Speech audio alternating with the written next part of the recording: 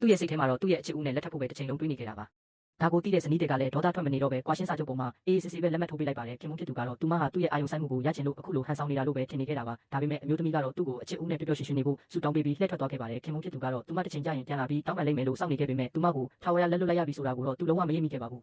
နောက်တနေ့မနက်မှာတော့ခင်မုန်းဖြစ်သူဟာပြင်ဆင်ထားတဲ့နနက်စာကိုမြင်ပြီးသူ့ဇနီးလုပ်ပေးထားတာလို့ထင်နေခဲ့ပြန်ပါတယ်ကျုပ်ကိုတခိုင်းစားလိုက်ပြီးတဲ့နောက်မှာတော့မကြက်တစ်ချက်ဘာလို့မှကြော်ရတာလဲဆိုပြီးအိမ်အကူကိုချက်ချင်းလှမ်းမိလိုက်ပါတယ်အိမ်အကူကသူမပဲပြင်ဆင်ထားတာပါလို့တောင်းပန်လိုက်တဲ့အချိန်ကြာမှပဲသူ့ဇနီးဟာတကယ်ထွက်သွားပြီဆိုတာကိုသူသိလိုက်ရပါတော့တယ်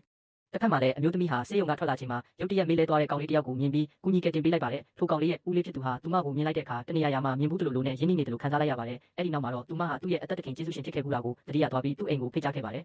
ကောင်လေးကအမျိုးသမီးကိုပွဲတစ်ခုစီအတူတူသွားဖို့ခေါ်ခဲ့ပြီးနှစ်ယောက်သားလူရှင်တော်ဝတ်စုံလေးတွေဝတ်ခဲ့ကြပါတယ်ဒါပေမဲ့မထင်မှတ်ပဲအဲ့ဒီပွဲမှာသူမရဲ့ခင်မွန်းဟောင်းနဲ့တိုးတိုးပါတော့တဲ့ခင်မွန်းဟောင်းဟာလူရှင်တော်ဝတ်စုံနဲ့သူမကိုမြင်တဲ့အခါရှက်ရွံ့သွားပြီးဝတ်စုံကိုအတင်းချုပ်ခိုင်းခဲ့ပါတယ်